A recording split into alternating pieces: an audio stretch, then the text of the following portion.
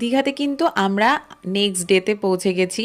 আমরা দুদিনের জন্যই গিয়েছিলাম, আর পরের দিন সকালবেলা ব্রেকফাস্ট করে নিয়ে তারপর আমরা বেরিয়ে পড়েছিলাম গাড়ি নিয়ে উদয়পুর যাব বলে। অ্যাকচুয়ালি আমরা প্রথমে বেরিয়েছিলাম যে মন্দিরের দিকটা একটু ঘুরে দেখব, পুজো পরে দেব, কিন্তু ভেবেছিলাম যে সমস্তটা জেনে আসবো। কিন্তু সেদিনকে যেহেতু সানডে ছিল, এত এত ভিড় ছিল রাস্তায় যে ওই দিকটা যাওয়াই যাচ্ছিল না। তো তারপর আমরা ঠিক করলাম যে আমরা উদয়পুর যে বিচটা আছে সেখানে যাই।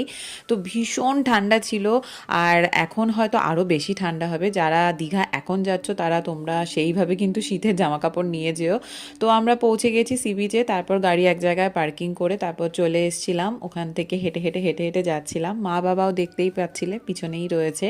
যেন মনে হচ্ছে যেন সমস্ত লোক এখানে চলে এসছে। আর এখানে কিন্তু মাছেরও নানা রকম এরকম স্টল মতন রয়েছে। যারা ওখানে মাছ খেতে পছন্দ করো তো কিনতে পারো, কিনে ওখানে রান্না করিয়ে খেতে পারো। তো সমুদ্রটা তোমাদের এক ঝলক জাস্ট দেখিয়ে দিলাম। অনেকে বোটিং করতেও যাচ্ছিল, তবে আমি কোনোদিনও এরকমভাবে বোটিং করিনি। আমার দূর থেকে সমুদ্র দেখতে, স্নান করতে, এগুলো করতেই ভালো লাগে। জানিও তোমাদের এই মিনি ব্লগটা কেমন লাগলো। দেখা হচ্ছে আবার আরেকটা নতুন মিনি ব্লগে। ততক্ষণ সবাই খুব ভালো থেকো, টাটা।